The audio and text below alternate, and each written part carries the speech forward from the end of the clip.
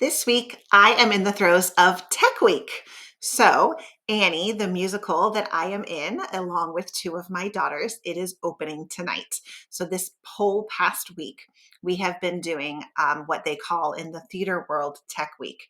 So, this week is the first week that we are running the show completely through, complete with full hair, full makeup, all of our costumes, all of our costume changes, all of our props. Plus, they're doing the music and the lights. So there's a lot of different moving pieces that are all coming together and all of the things that are going to hopefully make the show wonderful. We are really, really excited about it, but it is a large cast. There are a significant number of children and teens in this show, and we have had some completely disastrous rehearsals this week. Like, I am not exaggerating at all. It has been a very, very challenging, very trying week for kind of all of us, really, the director and everyone doing the music and everything. It's just, there's a lot of moving parts and it is just not all falling into place perfectly. And as we are reacting to these challenges and these kind of less than perfect rehearsals that we're having, I've been noticing there's basically one of two responses that I'm seeing. And the first is sheer panic, where people are just so stressed out, so overwhelmed, feeling like it's not going well, feeling like it's not going to go this weekend when it opens, when we have a live audience. And they are just stressed and angsty. There was one teen yesterday who was on stage crying because she was not in character, just crying because she was just so stressed out. She had missed a cue and everything just felt really, really overwhelming. So we've got all of these.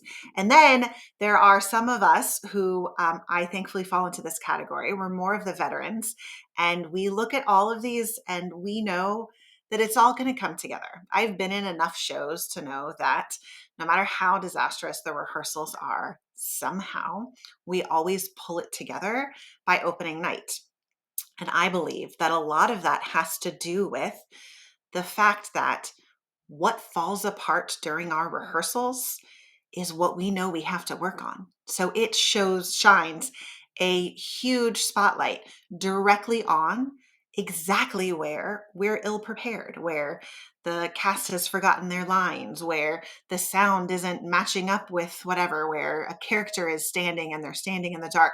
So all of these rehearsals that are going so terribly are actually so valuable because now we know exactly what we have to work on, exactly what we have to rehearse, exactly where we need to spend our time and energy to make sure that the show is awesome. And I was realizing that this parallels perfectly the spiritual life.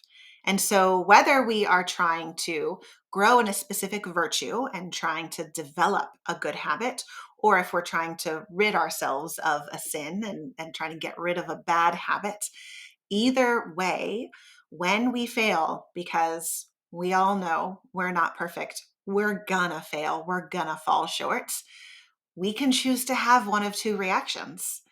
We can choose to say, this is the worst thing in the whole world. It's never going to get any better. We can sit down and cry or throw fits and throw things, get so frustrated with ourselves, frustrated with our circumstances, and we can feel powerless and angry and completely distraught when things are not going well.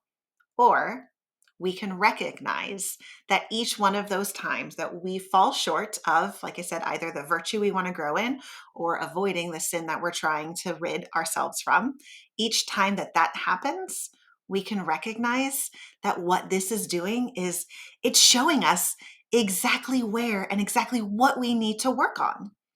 So, for example, if we're always prone to sin when we are in a certain circumstance or around a certain person, then we can start to see, oh my gosh, every time I hang out with this person, I find myself gossiping and I'm really trying to gossip less. And so maybe that means I need to either, talk to that person less or talk to that person about my desire to gossip less and encourage her to start, having different types of conversations with me, right? So once I know, okay, I am really prone to this particular sin in this particular circumstance.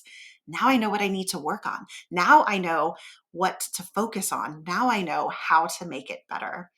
And if we can go through life like this, not dealing with our shortcomings as tragedies or the end of the world or a sign that we're never going to get there, but as a recognition that rehearsal is essential.